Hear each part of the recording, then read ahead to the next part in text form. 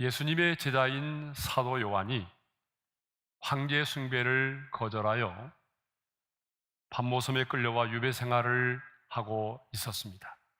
그런데 밤모섬에 끌려와 유배 생활을 하고 있던 사도 요한이 주의 날에 성령의 감동이 돼서 주의 음성과 환상을 보게 되었어요. 우리 10절의 말씀을 함께 읽겠습니다. 다 같이요. 주의 날에 내가 성령에 감동되어 내 뒤에서 나는 나팔 소리 같은 큰 음성을 들으니, 언제 사도 요한이 성령에 감동이 되었습니까? 바로 주의 날입니다. 이렇게 성령에 감동된 사도 요한이 가장 먼저 내가 본 것을 두루마리에 써서 소아시아의 7교회에 보내라고 하는 주님의 음성을 듣게 되었습니다.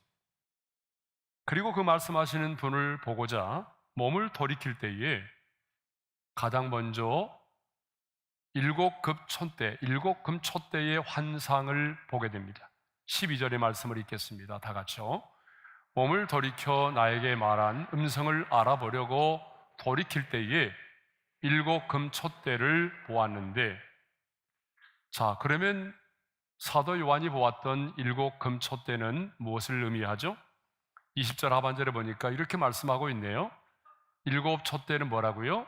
7교회니라. 그런데 왜 7교회만을 언급하고 있을까요? 그것은 이 7이라는 숫자가 가지고 있는 상징성 때문에 그렇습니다. 그러니까 여러분 요한계시록에 보게 되면요, 7이라는 숫자가 참 많이 나오죠. 7대접, 7나팔, 7인, 7이라는 숫자가 무려 54번이나 나옵니다. 그러면 이 7이라는 숫자가 갖는 상징성의 숫자가 뭐냐 그러면 완전이라는 숫자를, 완전수. 그래서 하나님의 수 3과 자연의 수 4를 더하게 되면 7이 나오는데, 이 7은요 완전수를 상징한다는 거예요. 그러니까 소아시아 7교회는 당시의 7교회만을 의미하는 것이 아니라 오고 오는 세대에 주께서 이 땅 가운데 세우신 주님의 모든 교회를 총칭하는 말씀이죠. 그러면 왜 이 땅의 교회를 7금촛대라고 말씀하셨을까요? 자, 두 가지 이유 때문에 그렇습니다.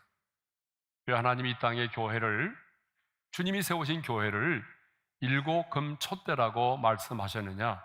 그 첫 번째 이유는요, 교회의 정체성 때문에 그렇습니다.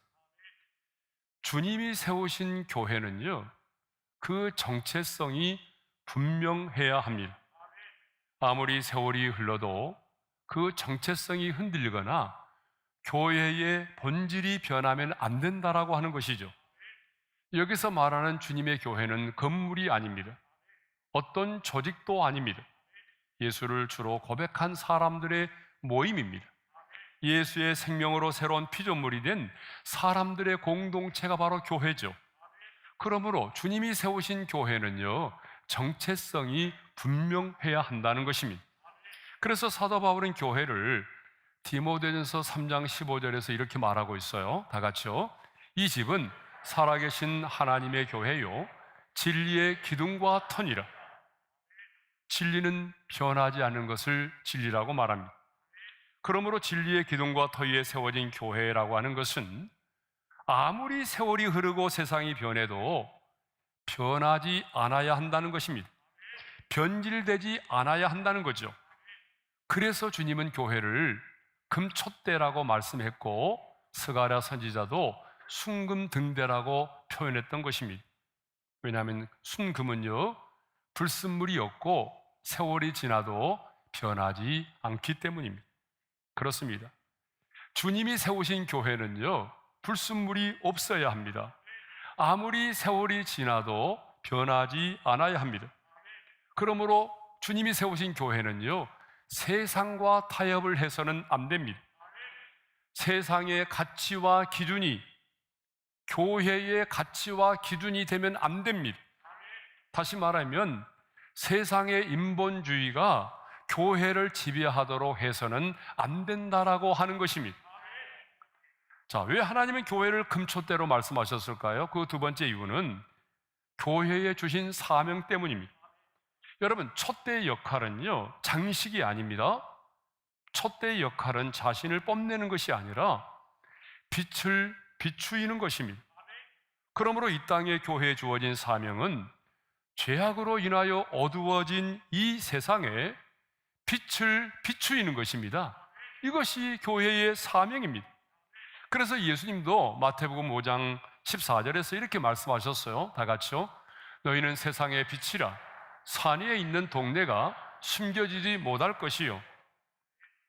그런데 주님은 어디에서 빛이라고 말씀하셨습니까? 교회 안에서입니까? 아니면 세상입니까?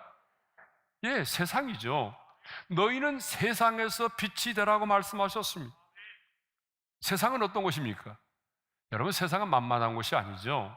예? 치열한 삶의 경쟁이 있는 곳이잖아요. 예? 하늘의 공중곳에 잡은 자가 지배하고 있는 곳이 세상 아닙니까? 예? 우리 주님께서 제자들을 파송하시면서 내가 너희를 보냄이 양을 이리 가운데 보낸과 같도다라고 말할 만큼 악한 곳이 세상입니다. 빛이 필요한 만큼 죄악으로 인해서 어두워진 곳이 바로 세상입니다. 그런데 주님은 교회 안에서가 아니라 세상에서 빛이 되라고 말씀하십니다. 그러면 이제 세상 속에서 빛된 삶을 우리가 살아야 되는데, 이 세상 속에서 빛된 삶을 사는 것은 구체적으로 무엇을 의미하느냐는 것입니다. 첫째로, 빛 대신 예수 그리스도를 드러내어 어둠을 몰아내는 것입니다. 요한복음 12장 46절에 이런 말씀이 있어요. 다 같이요. 나는 빛으로 세상에 왔나니. 자, 예수 그리스도는 빛으로 이 세상에 오셨습니다. 그러므로 우리는 빛 대신 주님과 친밀한 사귐을 갖고 주님 안에 거하면서 주님과의 그 친밀한 사귐을 통해서 이 세상 가운데 주님의 빛을 드러내야 됩니다. 빛 대신 주님을 드러내서 어둠을 몰아내야 되는 거죠. 예. 자, 두 번째로, 여러분, 빛된 삶을 산다고 하는 게 뭐냐 그러면요, 이건 다분히 도덕적이고 윤리적인 삶과 연결되는데 착한 행실을 보여주는 것입니다. 마태복음 5장 16절의 말씀을 읽겠습니다. 다 같이요. 이같이 너희 빛이 사람 앞에 비치게 하여 그들로 너희 착한 행실을 보고 하늘에 계신 너희 아버지께 영광을 돌리게 하라. 자, 여기서 착한 행실은 뭘까요? 착한 행실은 말 그대로요, 우리가 사랑하며 섬기는 삶을 말하겠죠. 예? 원수를 맺지 않고 화목하게 사는 것이겠죠. 예? 또 우리가 이 땅을 살아가면서 용서하고 희생하고 섬김의 삶을 살아가는 것, 여러분, 이것이 착한 행실이 아니겠습니까? 사도 요한이 주의 날에 보았던 환상은 7 금 촛대였습니다. 그런데 7 금 촛대 사이를 거니시는 분이 계셨어요. 여러분, 요한계시록 2장 1절 하반절의 말씀을 한번 읽어볼까요? 7 금 촛대 사이를 거니시는 분은요, 예수 그리스도를 말합니다. 그러니까 요한은요, 7 금 촛대 사이를 거니시는 예수 그리스도를 보았던 것입니다. 그런데 7 금 촛대 사이를 거니시는 예수 그리스도의 모습이 어떤 모습입니까? 자, 우리 13절의 말씀을 읽겠습니다. 다 같이요. 촛대 사이에 인자 같은 이가 발에 끌리는 옷을 입고 가슴에 금띠를 띠고. 자, 예수님의 모습이 어떤 모습이냐면요, 발에 끌리는 옷을 입고 그리고 가슴에 금띠를 띠었다고 말씀하고 있어요. 여러분, 이 옷과 금띠라고 하는 것은요, 그 사람의 신분을 상징하는 것입니다. 그러니까 예수님이 지금도 하늘의 지성소에서 제사장으로서의 사역을 감당하고 계신다는 것을 상징적으로 우리에게 보여주는 것입니다. 여러분, 예수님은 지금도 제사장으로서 지성소에서 사역을 감당하고 계십니다. 우리를 위하여 끊임없이 중보하며 기도하시고 사탄이 우리를 참소할 때마다 우리를 위하여 변호하시는 일을 하고 계십니다. 14절과 15절의 말씀을 읽겠습니다. 다 같이요. 그의 머리와 털의 희기가 흰 양털 같고 눈 같으며 그의 눈은 불꽃 같고 그의 발은 풀무불에 단련한 빛난 주석 같고 그의 음성은 많은 물소리와 같으며. 자, 머리털의 희기가 흰 양털 같고 흰 눈과 같다고 말합니다. 이것은 예수님이 하나님 나라의 왕으로서 순결함과 이음을 갖고 계신다는 것을 의미하고요. 그리고 눈이 불꽃 같다라고 하는 이 말은 인간의 마음을 꿰뚫어 보시는 그 주님의 통찰력을 말하는 것입니다. 그리고 그 발이 단련된 빛난 주석과 같다고 했는데, 이것은 예수 그리스도의 강하심과 고귀함을 말하고, 그리고 예수님의 입에서 나오는 그 음성이 많은 물소리와 같다라고 하는 것은 권세 있는 하나님의 음성을 상징하는 것입니다. 16절의 말씀을 읽어볼까요? 오른손에 7뼈이 있다고 그랬는데 7뼈는 7교회의 사자를 말하고요. 그 다음에 입에서 좌우에 날선 어떤 검이 나온다고 그랬잖아요. 입에서 나오는 것은 좌우에 날선 검이 나오고 그랬어요. 여러분, 이것은 뭐냐 그러면 주님의 입에서 나오는 말씀이 살았고 운동력이 있다는 거예요. 그래서 히브리서 기자가 말했잖아요. 하나님의 말씀은 살았고 운동력이 있어서 좌우에 날이 선 어떤 검보다 예리하다 그랬잖아요. 그러니까 주님의 입에서 나오는 말씀은 살았고 운동력이 있다는 거죠. 그리고 주님의 얼굴은요, 해가 힘있게 비치는 것 같았다 그랬어요. 여러분, 주님의 얼굴이 해가 힘있게 비치는 것 같다라고 하는 것은 빛이신 하나님의 그 존재와 본성을 말하는 거죠. 자, 우리 하나님은 빛이십니다. 그러므로 천국에서는요, 예수님의 얼굴에서 빛나는 광채가 태양의 빛을 대신합니다. 천국에 가면 태양이 없어요. 그리고 천국에는 밤도 없습니다. 왜냐하면 그 예수님의 얼굴에서 빛나는 광채가 여러분 찬란하게 빛을 발하기 때문이죠. 그런데 만왕의 왕으로서 전기와 영광을 한 몸에 지니신 주님께서 이렇게 위대하고 거룩하시고 하늘과 땅의 권세를 가지신 주님께서 7뼈를 붙잡고 7금 촛대 사이를 거닐고 계십니다. 이 거닐고 계신다는 것은 굉장히 중요합니다. 이 거닐고 계신다는 것은 무슨 의미인가 하면은 예수 그리스도께서 이 땅의 교회를 위해서 쉬지 않고 일하고 계신다는 것을 보여주는 것입니다. 어떤 목적도 없이 단순히 서성이는 것이 아니라 분명한 목적을 가지고 7뼈를 붙잡고 이 영광스러운 주님께서 7금 촛대 사이를 거닐고 계신다는 것입니다. 교회의 머리 되신 주님께서는 지금도 7금 촛대 사이를 거니시며 끊임없이 쉬지 않고 교회를 위하여 일하고 계십니다. 우리 주님은 금촛대인 교회가 이 어두운 세상의 빛을 발하도록 하기 위해서 노아의 방주처럼 이 땅에 죽어가는 수많은 영혼들을 살려내는 일을 감당하도록 하기 위해서 주님께서 각 교회에 주신 거룩한 비전을 성취하도록 하기 위해서 주님은 끊임없이 일하고 계신다는 것입니다. 때로는 사탄이 우리를 참소할 때에 우리를 변호하시면서, 때로는 간구하며 부르짖을 때 우리의 기도에 응답하심으로, 때로는 영적인 전쟁을 치를 때 우리를 위하여 싸워주심으로 끊임없이 우리를 위하여 일하고 계십니다. 이번 한 주간을 살아가면서 나를 위해 끊임없이 일하시는 그 주님을 생각하면서 주님의 일하심을 통해서 하나님의 영광을 볼 수 있기를 바랍니다. 주님은 오늘 이 순간에도 교회 가운데 계시고 교회를 붙드시고 그리고 교회를 인도하시고 보호하십니다. 여러분, 이것이 바로 교회입니다. 교회는 세상의 어떤 기관이나 단체가 아닙니다. 교회는 왕이신 하나님이 함께 하시며 그 교회를 붙드시고 끊임없이 일하시는 그런 곳이 바로 교회입니다. 그렇기 때문에 아무리 세상이 변해도 교회만이 이 시대의 유일한 소망이 되는 것입니다. 그런데 요한은 지금 금촛대 사이를 거니시는 예수 그리스도에 대한 환상을 보고 죽은 자 같이 되었다라고 말하고 있습니다. 17절 상반절입니다. 읽겠습니다. 내가 볼 때에 그의 발 앞에 엎드러져 죽은 자 같이 되매. 그런데 여러분, 이것은요 사도 요한만이 아니라 하나님의 거룩한 영광 앞에 서게 되면 누구나 다 이렇게 될 수밖에 없습니다.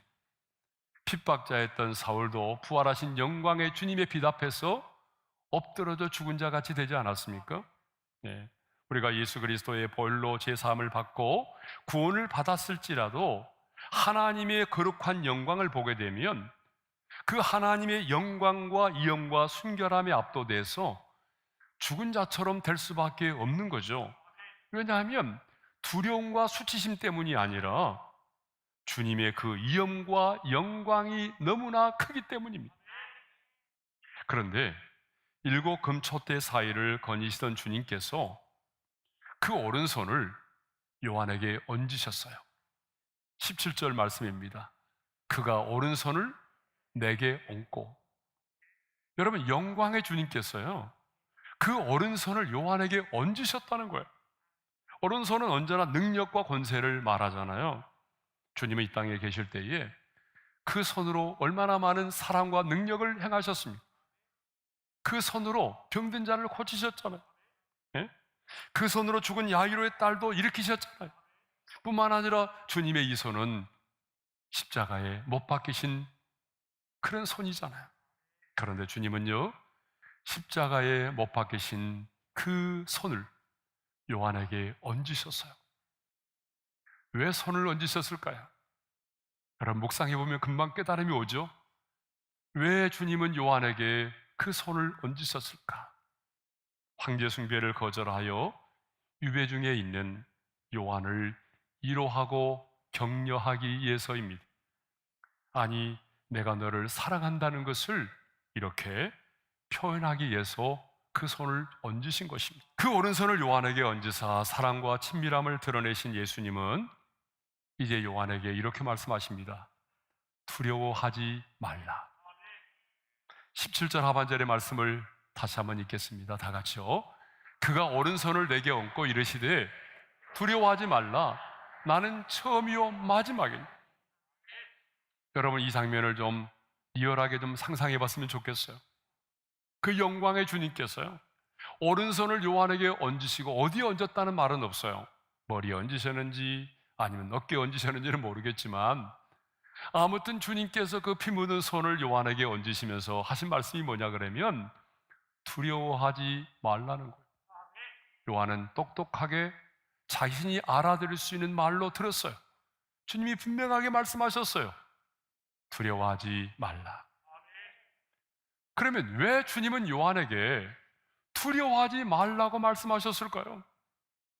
세 가지 이유 때문이라고 생각해요. 그 첫 번째 이유는요, 내가 지금 살아 역사하고 있는 하나님이기 때문에 두려워하지 말라는 거예요.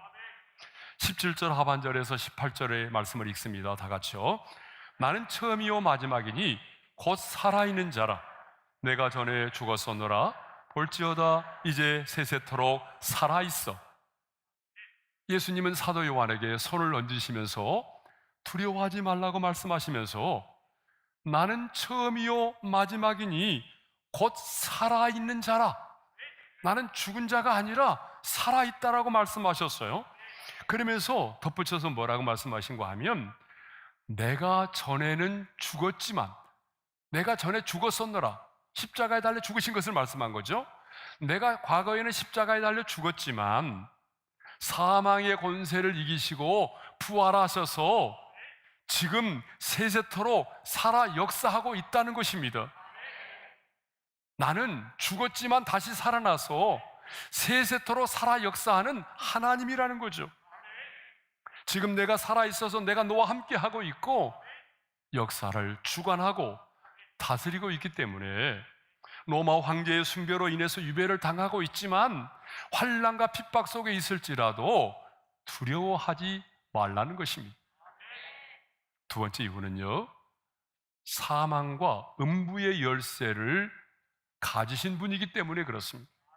18절 하반절의 말씀을 읽겠어요. 다 같이요.